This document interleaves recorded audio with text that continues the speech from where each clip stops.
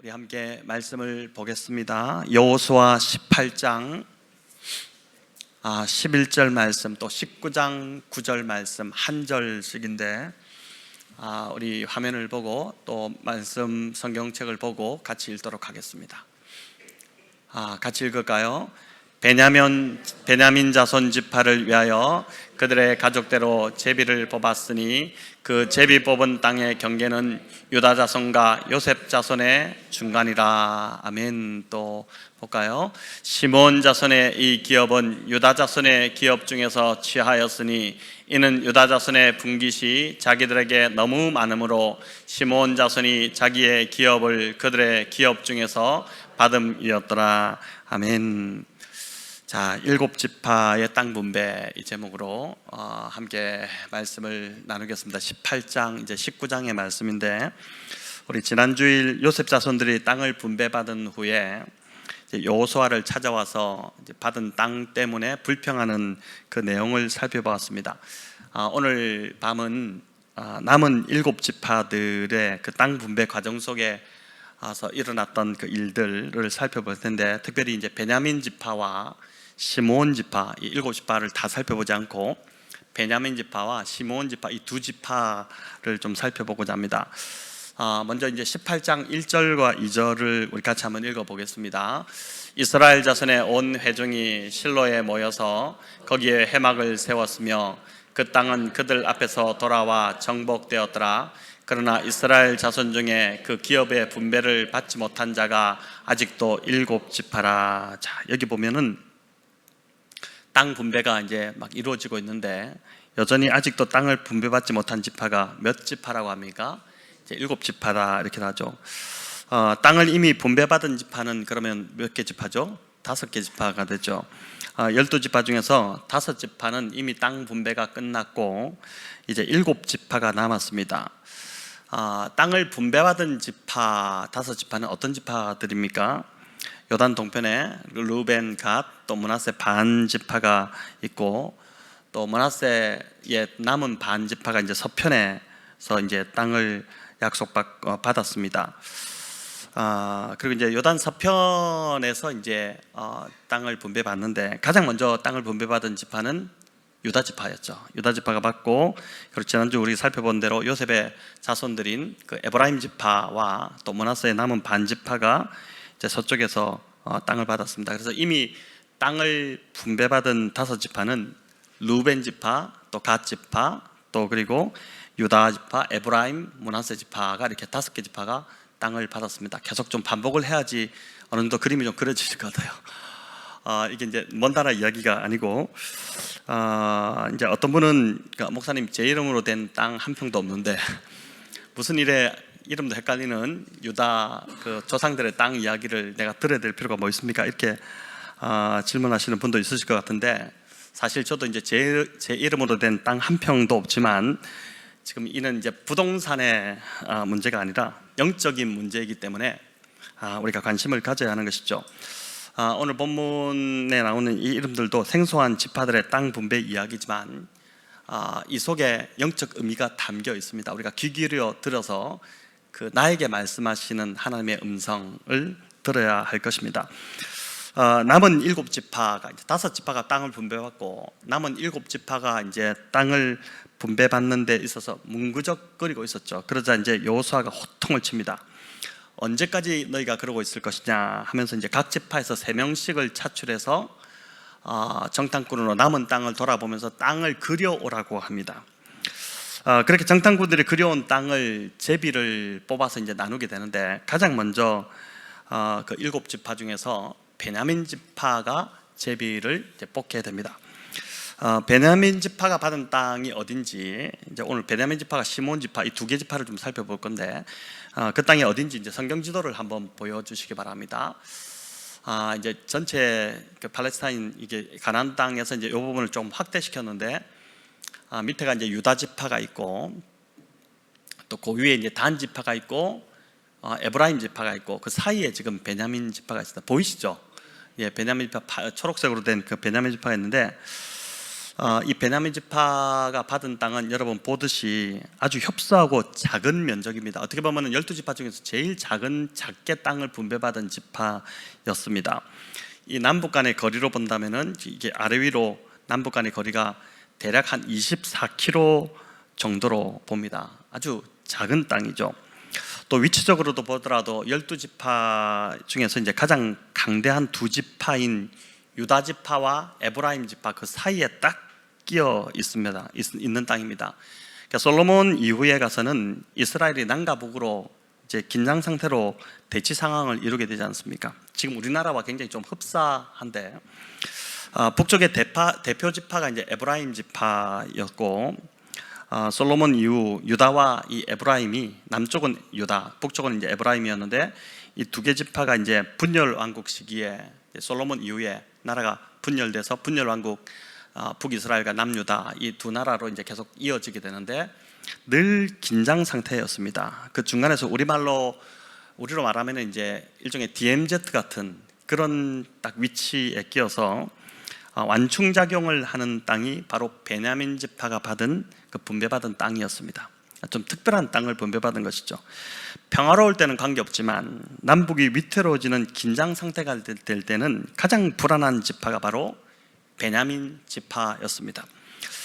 그래서 베냐민 지파는 늘 하늘을 바라보며 하나님을 의지하며 살 수밖에 없는 지파.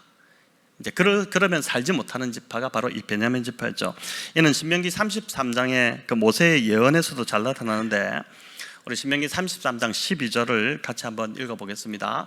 베냐민에 대하여는 일렀으되 여호와의 사랑을 입은 자는 그 곁에 안전히 살리로다. 여호와께서 그를 날이 마치도록 보호하시고 그를 자기 어깨 사이에 있게 하시리로다. 자, 이 모세가 12지파에 대한 이제 그 예언적 기도를 했는데 그 중에 이제 베냐민 지파를 향한 그 어떤 예언이라고 할 수 있습니다. 근데 베냐민을 향해 여호와의 사랑을 입은 자다 이렇게 말하고 있지 않습니까? 베냐민 지파가 비록 여러 가지로 이제 불리하고 협소한 땅을 분배받은 것 같은데 이 베냐민 지파가 여호와의 사랑을 입은 자 그런 지파라는 것입니다. 지정학적 위치로 볼 때는 매우 위험한 땅 같지만 하나님께서 보호하시고 안전히 살게 하실 것이라고 한 것이라는 것이죠. 지구촌이 오늘날처럼 위험한 적이 없는 것 같습니다. 실감 우리가 계속 해가 바뀔 때마다 더 위험해지는 것을 실감하고 있는데 다음 주 월요일부터 이제 우리 중고청 연합으로 자녀들이 일본을 3박 4일간 이제 비전 트립을 후쿠오카 또 나가사키 쪽으로 이제 떠나게 됩니다. 어제 그래서 제가 이제 뭐 뉴스 이렇게 올라오다가 보니까 또 난카이 해협에 지진이 위험하고 또 후지산 분화가 그렇고 이런 것들이 떠가지고 또 한참 또 뉴스를 보다 보니까 또 불안해지고 마음이 보내야 되나 말아야 되나 또 이런 마음까지 막 들기도 하고 믿음이 참 없는 거죠. 그래서 자녀들이 참 안전하게 잘 다녀올 수 있도록 여러분 기도를 좀 더 많이 해야 될 것 같습니다. 미국이라고 해도 지금 안전하지 않죠. 세상에 안전지대가 한 곳도 없는 것 같습니다. 케냐 선교를 하시는 그 이문미 선교사님이 유명하신 분이잖아요. 강사로도 많이 이제 다니시고 하시는 분인데 이분이 이제 조영규 목사님 생전에 살아계실 때 이제 여의도 순복음교회 파송 선교사로 가기 위해서 파송을 받기 위해서 찾아갔더니 조 목사님이 그 여자 혼자서 그것도 미국 시민권자가 이제 일찍 미국으로 고등학교 때 이민을 갔기 때문에 거기서 이제 자라서 시민권을 얻었는데 미국 시민권자가 왜 그 위험한 아프리카의 케냐의 선교사로 혼자 가려고 하느냐 그렇게 물었다고 합니다. 그때 이제 이문미 선교사님이 기가 막힌 대답을 하셨는데 그 대답을 듣고 조영기 목사님 바로 이제 파송을 결정해 주셨다 하는데 뭐라고 이야기했냐면은 아프리카 케냐면 위험하고 미국이면 안전한 것이 아니라 하나님께서 함께 하시는 것이 가장 안전하고 하나님께서 함께 하시지 않으면 그것이 바로 위험한 것입니다. 이렇게 이제 기가 막힌 지혜롭게 대답을 했더니 조 목사님이 이것 봐라 이러면서 이제 바로 파송을 해주셨다고 하죠. 여러분 베냐민 지파 역시 지정학적으로는 참 매우 위험한 위치에 기업을 받았지만 하나님이 곁에서 보호하시기 때문에 안전하다는 것입니다. 지금 이 땅 한반도의 생사와 안녕 역시 우리 하나님의 손에 달렸음을 믿습니다. 신명기 말씀을 이제 한 번 더 보여주시면 이렇게 나오죠. 여호와께서 그날 그를 날이 마치도록 보호하시고 그를 자기 어깨 사이에 있게 하시리로다. 이 참 특별한 표현을 썼는데 베냐민을 하나님의 그 어깨 사이에 있게 하신다 하는데, 이 어깨 사이가 어디입니까? 가슴이지 않습니까? 이 말은 이제 하나님께서 베냐민을 품에 안으셔서 보호하신다, 이런 이제 의미가 될 수 있고, 또 다르게 생각해 보면 이 이제 어깨, 하나님의 어깨 사이에, 이 어깨라는 것이 우리로 말하면 어깨, 이 힘을 좀 쓴다는 사람은, 힘을 쓰는 사람들을 어깨라고 하잖아요. 이 말은 이스라엘 12지파 중에서도 가장 힘이 강한 지파가 유다와 에브라임인데 그 사이에 두게 하신다. 이 예언이 참 기가 막히게 모세가 했던 예언인데 이게 그대로 맞아 떨어지고 있는 것이죠. 참 신기하지 않습니까?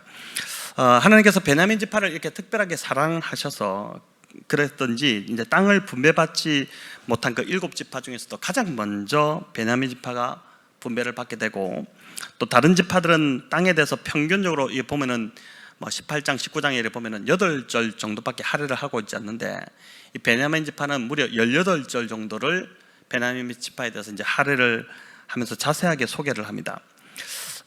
이 베냐민 지파를 가만히 살펴보면 이제 이런 거죠. 땅의 크기가 중요한 것이 아니라 작은 땅이라 할지라도 그 땅 안에서 이루어지는 삶의 내용이 중요하다, 이제 그걸 알 수 있는 것입니다.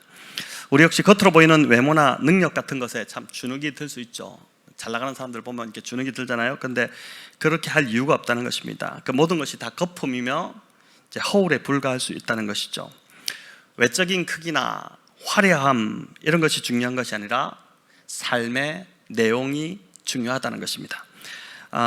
베냐민 지파가 유다와 에브라임이라는 가장 강한 두 지파 사이에서 또 생존할 수 있었던 것은 땅의 비옥함도 아니었고 그들의 용맹함도 아니었습니다. 오직 하나님을 의지하는 신앙 하나, 그것 때문이었던 것이죠.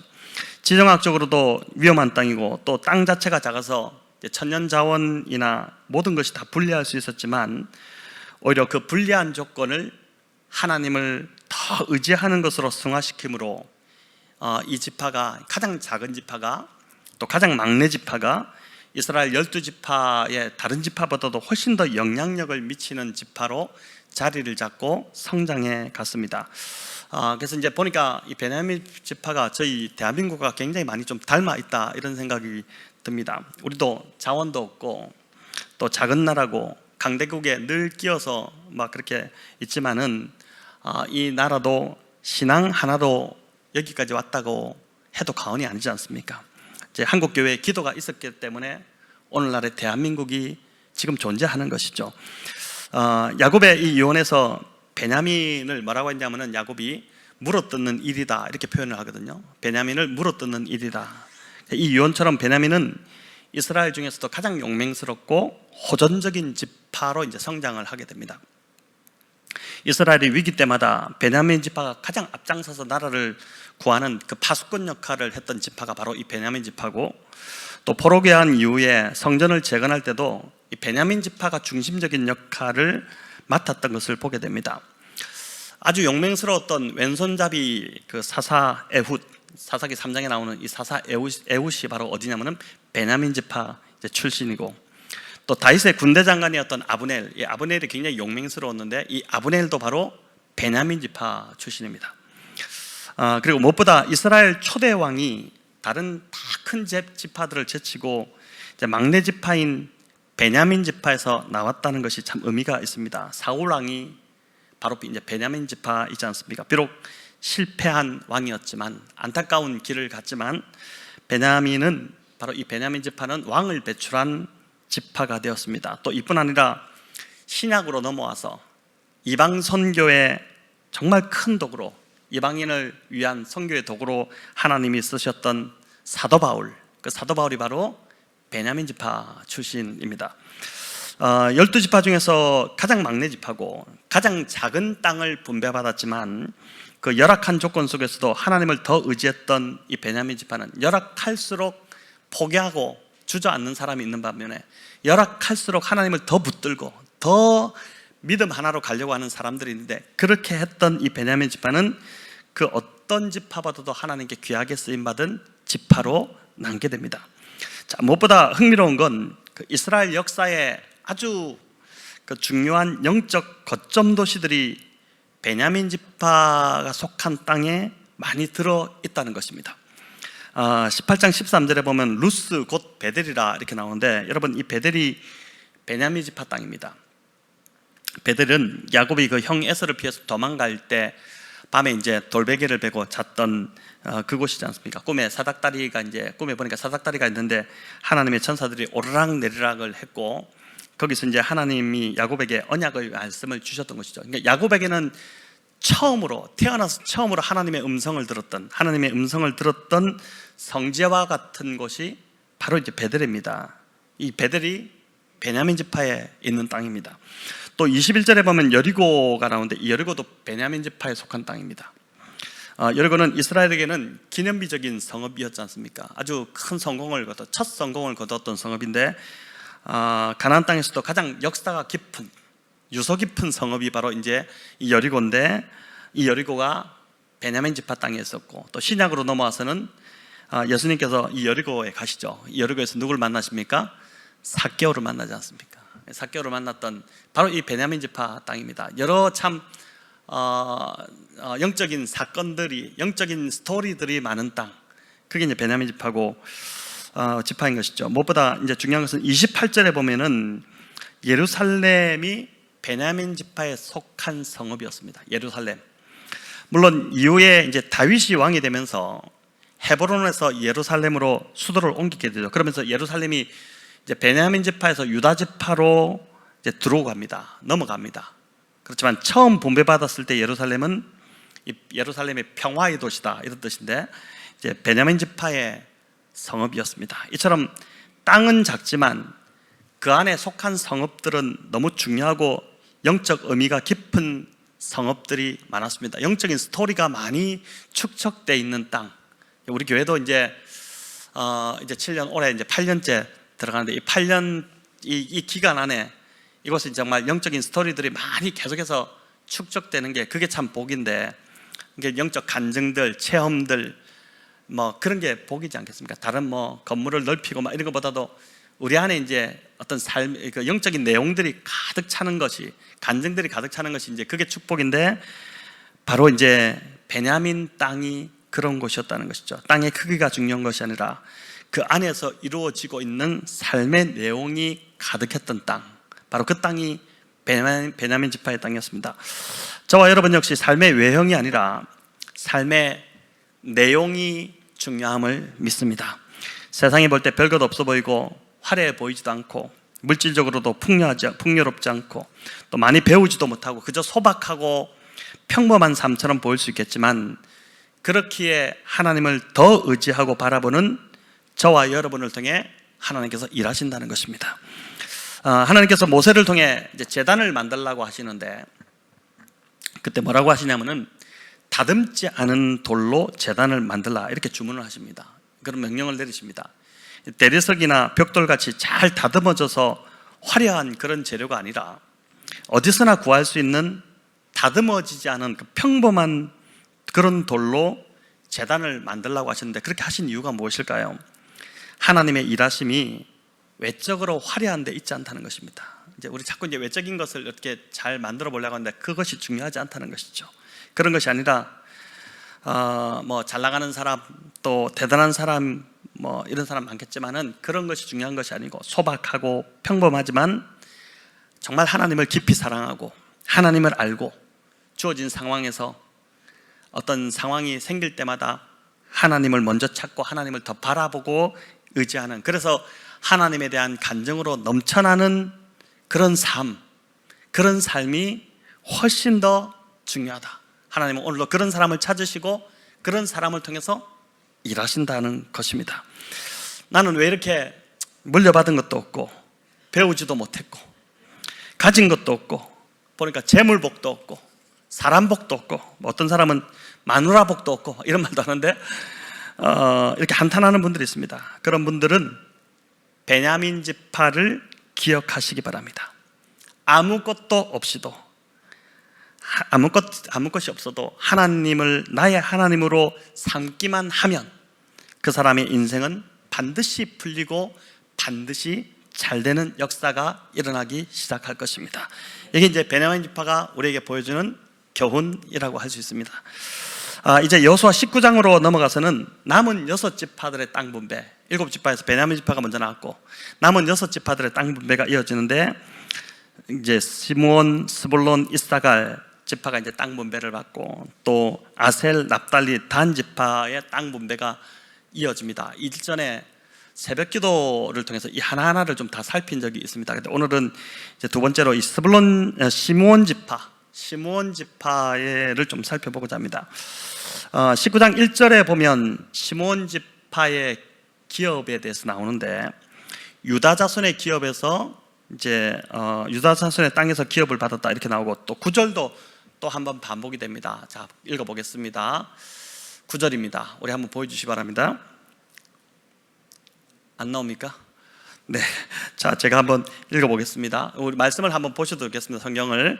시므온 자손의 이 기업은 유다 자손의 기업 중에서 취하였으니 이는 유다 자손의 분깃이 자기들에게는 너무 많으므로 시므온 자손이 자기의 기업을 그들의 기업 중에서 받음이었더라. 자, 이게 무슨 말인가 싶으실 텐데 지도를 한번 보여주시기 바랍니다. 네, 저기 보면은 유다 지파의 기업 분깃이 이제 땅 분배받은 게 남쪽 거의 막 절반이지 않습니까? 굉장히 넓은 땅을 유다 지파가 받았는데, 그 중에서 시므온이 어디냐면 유다 땅 안에 있습니다. 특이하죠? 유다 땅 안에, 위에는 다 이렇게 나눠서 땅을 나눠 가졌는데 시므온만 유다 땅 속한 유다 경내 안에 땅을 분배받은 것입니다. 네, 유다 지파가 이제 숫자가 많았죠. 그러다 보니 가장 넓은 땅을 받았는데 그 땅 중에서 많은 부분을 다시 시므온 지파에게 내어 주었다는 것입니다. 그런데 좋지 않은 쓸모없는 땅을 이제 내어 준 것이 아니라 브엘세바와 같은 아주 좋은 땅과 또 초장이 풍부했던 그 시글락 같은 주변의 땅들을 시므온 지파에게 이제 주었습니다. 예, 지도를 없애주셔도 되겠습니다. 브엘세바는, 여러분, 브엘세바는 아브라함과 이삭이 거주했던 곳입니다. 믿음의 조상들이 거주했던 특별한 땅이죠. 또 이 브엘세바의 뜻이 무슨 뜻입니까? 브엘세바, 맹세의 우물, 이런 뜻이잖아요. 브엘세바, 이제 맹세의 우물이라는 뜻인데, 이 이름처럼 이제 여기 우물이 있었습니다. 즉 오아시스 지역이라는 뜻입니다. 유다 지파 입장에서는 영적으로 유서가 깊은 땅이고 또 기름지고 초장이 많고 좋은 땅들을 시므온 지파에게 내어준 것입니다. 유다 지파 아래쪽으로는 아까 지도에서 봤듯이 네겝 지역입니다. 여러분, 네겝은 지난번에도 제가 설명드렸지만은 네겝은 사막이나 광야 지역이죠. 그 네겝을 넘어가면 이제 이집트, 애굽 땅이 나옵니다. 그러나 이제 비록 쓸모없어 보이는 황량한 사막 지역이었지만은 그 지역도 하나님께서 약속의 땅으로 주신, 경계를 만들어 주신 땅이기 때문에 포기해서는 안 되는 땅이었죠. 그래서 12지파 중에 누군가에게는 분배되어야 하는 땅인데 시므온 지파가 제비가 뽑힌 것입니다. 근데 너무 척박하다 보니까 그 막 사막 땅에 누가 가서 살겠습니까? 그러다 보니까 유다 지파가 이렇게 보다가, 야, 그냥 두면 안 된다, 살려야지, 어떻게 저런 땅에서 시므온 지파가 그냥 살게 하긴 우리 형제인데, 그렇게 해서 이제 어떻게 하냐면은 좋은 땅들을 시므온에게 양보하고 떼어준 것입니다. 네겝 적경 지역에 있는 아주 좋은 땅들을 시므온 지파에게 다 이렇게 넘겨줬어요. 유다 지파가 한 일입니다. 유다 지파로서는 정말 통 크게 시므온 지파에게 호의를 이제 베푼 것인데, 그런데 그런 호의를 받았음에도 이 시므온 지파는 그 받은 땅에서 땅을 잘 일구고 잘 지켰으면 되는데, 안타깝게도 솔로몬 이후에 남북이 분열될 때 북이스라엘로 이 지파가 이동하게 됩니다. 그래서 북이스라엘 흡수가 돼버려요. 남쪽 유다 지파 안에 땅을 분배받았고 유다 지파의 좋은 땅까지 받아서 이제 유다에 붙어 살도록 했음에도 하나님께서 그렇게 의도하셨던 것이죠. 그런데 그 모든 땅을, 그 모든 복을 다 차버리고 북쪽으로 옮겨 가버린 것입니다. 여러분, 사람은 어떻습니까? 누구와 가깝게 지내느냐가 참 중요하죠. 그 사람이 가깝게 지내는 사람들을 보면 그 사람이 누군지를 대충 보입니다. 하나님은 시므온에게 가장 좋은 이웃인 유다를 붙이심으로 좋은 영향력을 받으며 살도록 의도하셨는데 시므온이 그 복을 어땠습니까? 걷어차버렸습니다. 이후 시므온 지파는 12지파 중에서 역대상 11기상에 보면 이제 이 이야기가 나오는데 12지파 중에서 가장 먼저 사라지는 안타까운 지파가 되어버립니다. 사실 시므온 지파는 신명기의 그 모세의 축복에도 언급이 되지 않습니다. 12지파의 축복을 하는데 모세가 시므온 지파의 축복이 없어요. 또 창세기 49장에 야곱이 아들들을 축복하는 그 야곱의 축복이 나오는데 거기도 보면은 축복을 받기보다는 저주에 가까운 말을 들은 지파가 바로 이 시므온 지파입니다. 우리 창세기 49장 7절 한번 같이 시므온에 대한 예언인데 읽어보겠습니다. 그 노여움이 혹독하니 저주를 받을 것이요 분기가 맹렬하니 저주를 받을 것이라. 내가 그들을 야곱 중에서 나누며 이스라엘 중에서 흩으리로다. 자, 여러분, 창세기 49장 이 야곱이 죽음을 앞두고 12아들들에게 유언을 한 것인데 시므온에게는 2번씩이나 지금 저주를 받을 것이라 이렇게 합니다. 아버지가 마지막 임종을 앞두고 유언을 하면서 자식에게 저주를 퍼붓고 있으니까 우리 김성식 장로님 아직 한참 남으셨겠지만 이제 유언을 이렇게 하면서 우리 이기욱 사람한테 막 저주를 하면서 이건 있을 수 없는 일이지 않습니까? 근데 지금 야곱이 마지막을 앞두고 유언을 하면서 저주를 2번씩이나 지금 퍼붓고 있다는 게 너무 끔찍하지 않습니까? 그런데 이 예언대로 시므온은 처음 분배받은 땅에서 뿌리를 내리지 못하고 그 남유다 안에 영토를 주었는데 거기서 뿌리를 내리지 못하고 북이스라엘 편에 붙더니 결국 가장 먼저 사라지는 지파가 되었으니 북이스라엘, 특별히 우상 숭배하는 쪽으로 가서 붙어버린 것입니다. 유다 지파가 호의를 베풀어서 부엘세바와 같은 좋은 땅들을 내어주고 시글락과 같은 그 참 초지, 시글락이 다윗이 그 사울을 피해서 숨어들었던 곳이잖아요. 그 시글락, 그러니까 그 아기스에게, 블레셋 왕 아기스에게 땅을 하사받았던 좋은 땅이거든요. 그런 땅들을 떼어줬는데 그 다 버리고 북쪽으로 올라가가지고 야곱의 예언대로 이 시므온 지파는 이스라엘 중에서 흩어져 버리는, 그래서 그냥 사라져 버리는 안타까운 상황이 됩니다. 자, 그럼 왜 야곱은 이 시므온을 이렇게 저주했을까요? 그 이유가 이제 창세기 34장에 나옵니다. 세겜에 세겜에서 야곱의 딸 디나가 그 땅 추장의 아들에게 강간을 당하죠. 그때 디나의 이 친오빠가 둘인데 누구냐면은 시므온과 레위입니다. 근데 이 둘이가 굉장히 막 성격이 급하고 막 욱하고 이런 성격이었던 것 같은데 아버지 야곱과 의논하지도 않고 칼을 차고 세겜을 기습해서 세겜 족속을 처참히 살육하는 아주 경고망동한 행동을 보였습니다. 자, 이 일로 이제 시므온은 저주를 받아버렸죠. 그러니까 아버지 화가 풀리지 않았는지 막 저주를 죽을 때까지도 아버지가 화가 풀리지 않았는지 아들 시므온을 저주해버렸습니다. 그런데 여기서 이제 레위도 함께 저주를 받았는데 레위 지파는 하나님의 성전을 섬기는 지파로 살아남게 됩니다. 왜 그랬을까요? 출애굽기 32장에 보면 광야에서 금송아지 사건이 있었을 때 이 레위 지파가 유일하게 모세의 편에 서가지고 우상 숭배자들을 제거하는 그 의로운 행동을 보이게 됩니다. 이 일로 모세는 신명기 33장에서 12지파에 대한 예언에서 많은 분량을 할애해서 모세가 레위를 축복하게 됩니다. 하지만 시므온은 그 모세의 축복에도 이름조차 거론되지 않는 참 안타까운 상황이었습니다. 창세기 34장의 이 디나의 사건 때에도 이 시므온이 아버지와 상의 없이 제멋대로 굴더니 그 후손들도 보니까 제멋대로 분배받은 기업을 버리고 떠나서 북쪽 우상을 섬기는 지파들에게 붙어버렸습니다. 자손 대대로 제멋대로 구는 이 참 좋지 않은 버릇이 이어지고 있으니 이 참 안타까운 것이죠. 그런데 시므온 지파의 기업이 유다 지파의 땅 안에 포함되어 있다는 것이 참 신기하지 않습니까? 제가 이 말씀을 준비하다가 이번에 이걸 깨달았는데 너무 신기하다. 이게 왜 이랬을까? 이걸 깨달았는데 지도를 가만히 보면서 다른 지파와 좀 다르게, 다른 지파는 다른 독자적인 어떤 땅들을 다 갖고 있는데 여기는 유다 경내의 땅을 이렇게 줘버렸으니까 왜 이랬을까? 이 희한하게 땅을 분배했다, 이런 생각이 들지 않습니까? 왜 그랬을까?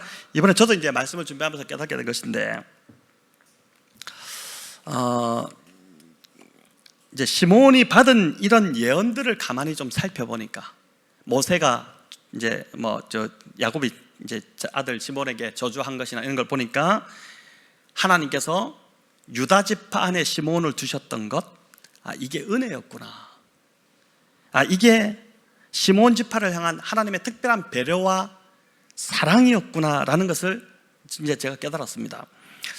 시몬이 제멋대로 구는 그런 성향을 가진 지파였기 때문에 그들 성향대로 산다면, 그걸 그대로 놔둔다면 반드시 야곱의 예언대로 저주받은 삶으로 끝나게 될 것을 하나님께서 아신 것입니다.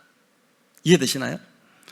그래서 그들을 의도적으로 유다 지파의 기업 안에 두심으로 유다 지파의 영적인 선한 영향력을 받도록 한 것이죠.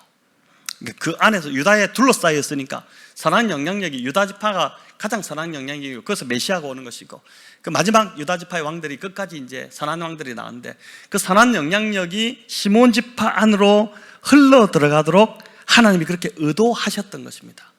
비록 아버지에게는 저주를 받았지만 하나님이 이 시몬을 불쌍히 여기셔서 이 시몬을, 레위지파도 그렇게 살리셨잖아요.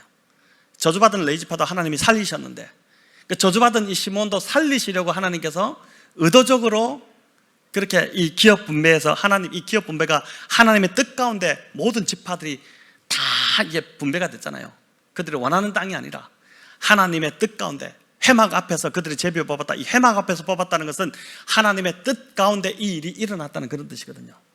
그러니까 하나님 뜻 가운데 하나님 했다는 이 말은, 하나님이 시몬 지파를 그래도 끝까지 사랑하셔서 마지막 그 유다 지파 경내 안에 둠으로 이 시몬이 좋은 영향력을 받아서 점점 선하게 바뀌어지도록 은혜를 베푸신 것인데, 하나님의 그런 선한 계획은 안중에도 없고 인위적으로 이거를 다 박차고 뛰쳐나갔으니 결국 시몬 지파는 그 아버지의 예언, 야곱의 예언대로 저주를 면할 수 없게 된 것입니다. 이렇게 된 것입니다, 여러분. 저희 교회 카페에 교회를 위한 약속의 말씀이 붙어 있습니다. 이제 제가 받았고 또 우리 교회를 위한 말씀으로 이제 받았는데, 시편 16편 6절 말씀이죠. 보니까 영어로까지 암송하시는 분들이 있습니다. 이제 우리 같이 한번 읽어볼까요? 내게 줄로 재어준 구역은 아름다운 곳에 있으며 나의 기업이 실로 아름답도다. 참, 이 말씀이 읽으면 읽을수록 참 좋은 말씀인데, 이 말씀처럼 12지파도 하나님께서 각 지파에 맞게끔 줄로 재어서 기업을 주셨습니다. 시몬 지파만 하더라도 그 지파의 예언과 성향과 기질을 다 아시고 고려하셔서 가장 알맞은 곳에 땅을 주신 것처럼, 유다 지파 그 안에 딱 그 유다 안에 붙어 있도록 그렇게 하신 것처럼, 저와 여러분에게도 가장 알맞은 곳으로 기업을 주셨음을 믿습니다. 지금 저와 여러분이 신앙생활하고 있는 바로 이곳 교회 공동체입니다. 지금 저와 여러분이 있는 이 공동체가 저와 여러분에게 가장 알맞은 것이고, 또 내가 스스로 결정해서 여기 온 것처럼 생각할 수 있겠지만 사실은 하나님께서 줄로 재어서 내게 준 구역이라는 것입니다. 여러분, 줄로 재었다는 것이 무슨 말일까요? 양복을, 기성복을 입느냐, 맞춤 양복을 입느냐입니다. 줄로 재었다는 것은 나한테 딱 맞게, 딱 맞는 그것을 주셨다. 나에게 딱 맞는 곳이다, 이곳이. 그 말입니다. 어쩌면 이 시몬 지파는 분배받은 땅이 마음에 들지 않았을 수 있습니다. 다른 지파 보니까 다 버젓이 독자적인 땅을 받았는데 왜 우리는 그 안에 줬냐? 좀 기분 나쁠 수 있지 않겠습니까? 또 유다 지파 안에 이제 포함되어 있었으니까 굉장히 좀 불편했겠죠.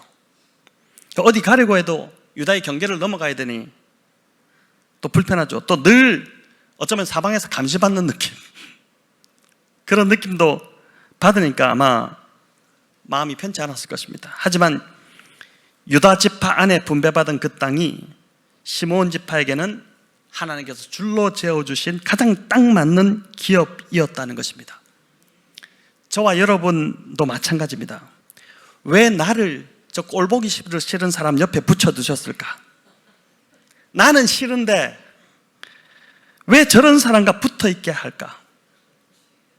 또 목장만 하더라도 나는 다른 목장에 가고 싶었는데 왜 목사님은 이번에도 또 똑같은 목장에 나를 나의 이 마음을 읽지 도대체 못하는 거가 왜 저렇게 목사님 무대 터진가?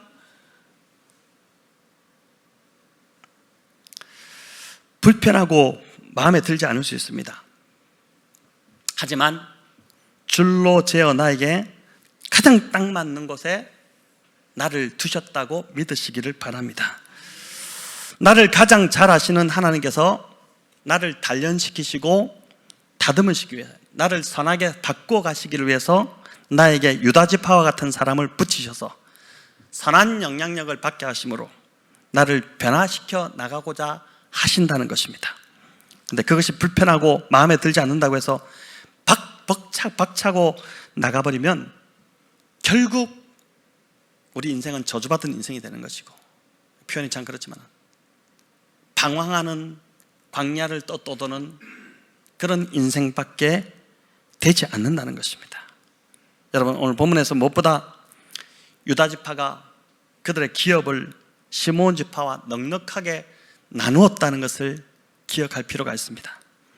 특별히 브엘세바는 그들의 믿음의 조상이었던 아브라함과 이삭이 거주하던 특별한 의미가 있는 땅이었고, 또 우물이 있는 아주 아름다운 오아시스 지역이었지만 가감히 시몬지파에게, 시몬지파를 위해서 나누어 줍니다. 여러분, 우리가 정말 아끼는 것은 나누고 그건 좀 남겨두고 싶잖아요. 이렇게 이것까지 말도 안 꺼내잖아요. 말도 안 꺼내고 있는 거 표도 안 내고 숨겨두고, 이거는 안 나누려 하잖아요. 가장 좋은, 유다지파로서는 어쩌면 브엘세바는 정말 특별한 도시거든요. 가장 좋은 것을 유다지파가 시몬에게 정말 기쁨으로 내어주었다는 것입니다. 유다지파의 시작이 이러했기 때문에 이후에도 유다지파는 계속해서 하나님의 복을 받습니다. 또 받은 복을 흘려보내는 그 역할을 유다지파가 하게 됩니다. 오늘 우리에게 하나님이 복 주시는 이유도 복을 나만을 위해 저장하여 쌓아두라고 주시는 것이 아니죠. 그렇게 되면은 그 복은 고인물이 되어 썩게 됩니다. 이내 썩어버립니다. 그 복을 복이 필요한 자들과 나누라고 주시는 것임을 믿습니다. 자, 그렇게 될 때 우리는 더 부요하게 될 것이고 더 하나님의 복을 누리게 될 것입니다. 베냐민 이 지파처럼 모든 것이 부족하고 결핍한 상황 속에서도 불평하고 주저앉기보다 오히려 하나님을 더 의지하고 하나님을 바라보고 나에게 이러한 땅을 주신 이유가 있을 것이다, 그렇게 하나님을 믿고 바라볼 때, 그렇게 함으로 영향력 있는 지파가 되었던 것처럼 저와 여러분이 바로 그런 인생이 되시기를 축원합니다. 또 유다지파처럼 내게 주신 작은 힘을 나누며 살아가는 인생 되시기 바랍니다. 그런 삶이 곧 행복한 삶이다는 것, 우리 다 경험해봐서 아시잖아요. 그런 삶이 행복한 삶임을 믿으면서 우리 2월 한 달도 이제 2월을 또 살아내야 되는데, 또 2월에 어떤 사건들이 전 세계적으로 일어날지, 또 우리나라에 어떤 사건이 일어날지, 1월부터 또 우리나라가 이제 이렇게 뒤집어질 줄 어떻게 알았습니까? 또 우리 개인의 어떤 일이 일어날지 아무도 모릅니다. 하지만 어떤 일이 일어나더라도 하나님은 신실하시고 변함없이 우리를 사랑하시고 우리를 선으로 이끄신다는 이 믿음 하나만 붙들고 있으면 우리는 행복을 누리며 이 땅을 걸어가게 될 것입니다. 자, 그런 행복을 누리시는 복된 성도들 다 되시기를 축원합니다.